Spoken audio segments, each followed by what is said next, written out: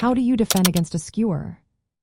Have you ever found yourself in a position where your opponent's piece threatens to of yours, and you feel stuck? This is known as a skewer in chess. A skewer occurs when a long-range piece, like a rook, bishop, or queen, attacks two of your pieces lined up in a row.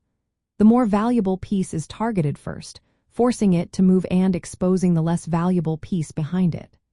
Understanding how to defend against this tactic is essential for every chess player. To defend against a skewer, the first step is to avoid aligning your pieces. Always be cautious about placing your king and another piece, such as a rook or queen, on the same line if your opponent has a long-range piece that can attack them.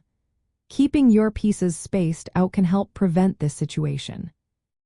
If you find yourself in a skewer, one effective method is to move the more valuable piece out of danger. For instance, if your king is threatened, you should move it away from the line of attack. This may expose your less valuable piece, but sometimes it is necessary to protect your king. Another option is to block the skewer.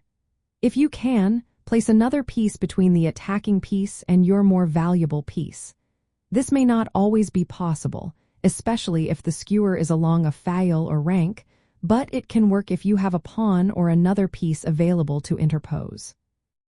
Counterattacking can also be a good strategy. By creating your own threats against your opponent's pieces, you can force them to defend instead of executing the skewer. This can buy you time and change the dynamics of the game. In endgames, the position of your king is particularly important. For example, in rook endgames, keeping your king on specific squares can prevent your opponent from creating a skewer. If your opponent has a passed pawn and wants to skewer your king and rook, positioning your king on squares like g7 or h7 can make it impossible for them to execute the skewer. Lastly, exchanging pieces can be a smart move if you see a skewer threat developing. If you can trade off the attacking piece before the skewer can happen, you can neutralize the threat effectively. This is especially useful if your opponent's long-range piece is the only one capable of delivering the skewer.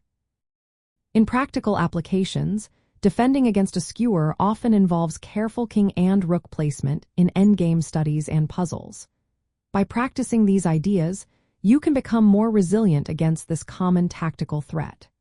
Remember, being aware of your piece positions and anticipating potential threats can significantly improve your defensive play.